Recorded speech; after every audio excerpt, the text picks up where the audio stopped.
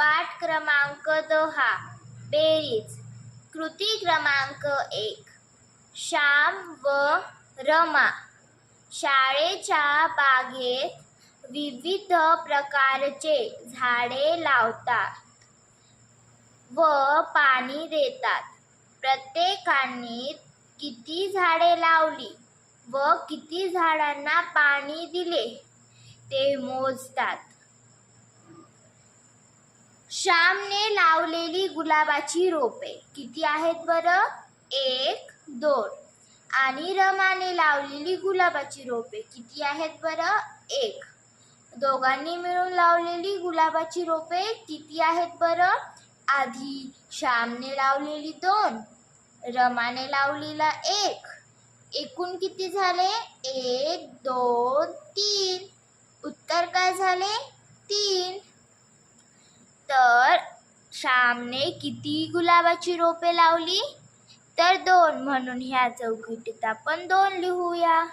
रमाने किती गुलाबाची रोपे लावली? तर 1, म्हणून या चौकटीत आपण 1 लिहूया. आणि दोघांनी मिळून किती गुलाबाची रोपे लावली? 1, 2, 3. तर ह्या चौकटीत 3 लिहूया. यानंतर बघा, श्यामने लावलेली झाडे किती आहेत बरं? 1. तर ह्या चौकटीत आपण 1 लिहूया. आणि रमाने लावलेली झाडे किती आहेत बरं? 1, 2. या चौकटीत आपण 2 लिहूया. दोघांनी मिळून लावलेली झाडे किती आहेत बरं? 1, 2 आणि 3. म्हणून या चौकटीत 3 लिहूया. यानंतर बघा, श्यामने लावलेली जास्वंदाची रोपे किती आहेत बरं? 1, 2. तर ह्या चौकटीत आपण 2 लिहूया. आणि रमाने लावलेली जास्वंदाची रोपे किती आहेत?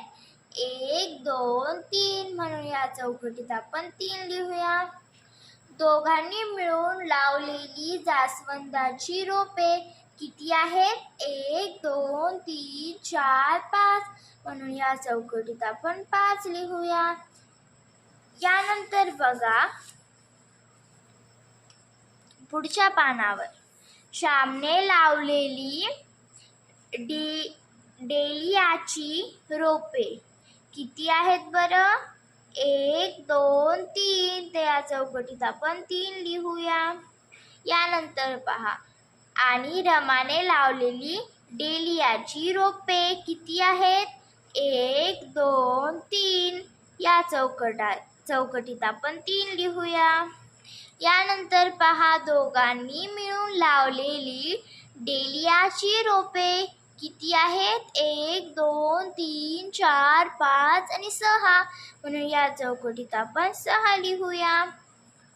अशा प्रकारे आपली कृती क्रमांक 1 इथे संपलेली आहे. आता आपण कृती क्रमांक 2 पाहूया.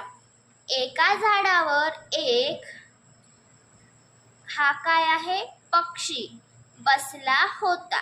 अजून एक हा काय आहे? पक्षी तिथे आला. आता झाडावर किती आहेत? 1, 2. म्हणजे आता झाडावर 2 पक्षी झाले. म्हणजे इथे 2 हा शब्द आपल्याला लिहायचा आहे. चला लिहूया. 2 बघ, आता वाचूया. एका झाडावर एक पक्षी बसला होता. अजून एक पक्षी तिथे आला. आता झाडावर 2 पक्षी झाले. इथे बघा, ही आपल्याला एक बेरजेचे उदाहरण दिले आहे. 1 + 1 बरोबर किती होतात? बघा, हे 1 आहेत आणि हे 1 आहे. 1 आणि 1 मिळून किती झाले? 1, 2. म्हणून इथे आपण 2 लिहूया. अशा प्रकारे यानंतरचे गणित बघा. नमनकडे 2 फुले आहेत. रामकडे 1 फूल आहे. दोघांची मिळून 1,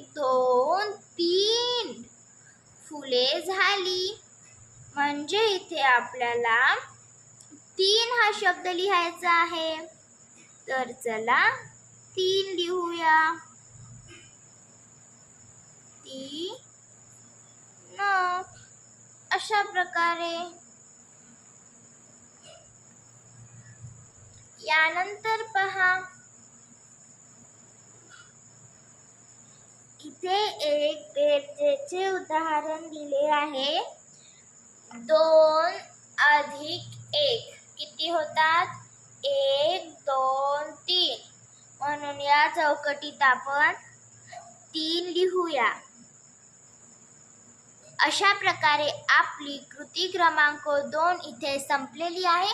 आता आपण कृती क्रमांक 3 पाहूया, जी पुढच्या पानावर आहे.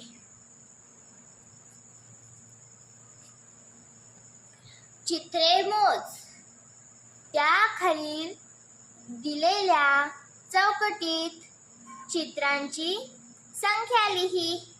म्हणजे इथे आपल्याला चित्रे मोजायची आहेत आणि ते मोजून एकूण किती आहे ती संख्या खालील चौकटीत लिहायची आहे. तर चला मोजूया आणि लिहूया. पहिल्या चौकटीच्या वर किती चित्रे आहेत? 1 2 3 4. म्हणून याच्या खालील चौकटीत आपण 4 ही संख्या लिहूया. यानंतर पहा, आणि किती चित्रे आहेत? 1 2. पण या खालील चौकटीत आपण 2 लिहूया. एकूण किती झाली बघा? 1 2 3 4 5 6. म्हणून या चौकटीत आपण 6 लिहूया. अशा प्रकारे आता दुसरं सोडवूया. या चौकटीच्या वर किती चित्रे आहेत? 1 2 3. म्हणून या चौकटीत आपण 3 लिहूया. आणि यानंतर पहा, किती चित्रे आहेत? 1 2. म्हणून आपण या चौकटीत 2 लिहूया. एकूण किती झाली? 1 2 3 4 5. इथे आपण 5 लिहूया. अशा प्रकारे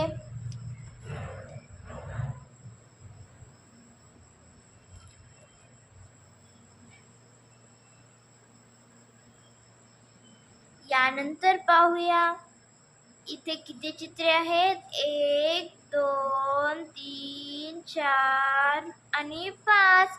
म्हणून या चौकटीत आपण 5 लिहूया.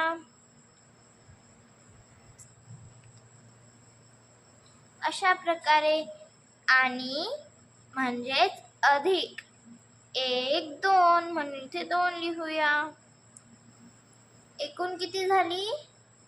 1 2 3 4 5 6 7. म्हणजे ते 7 लिहूया. यानंतर पहा, 1 2 3 4. या चौकटीत आपण 4 लिहूया. आणि म्हणजेच अधिक 1 2 3 4. या चौकटीत सुद्धा आपण 4 लिहूया.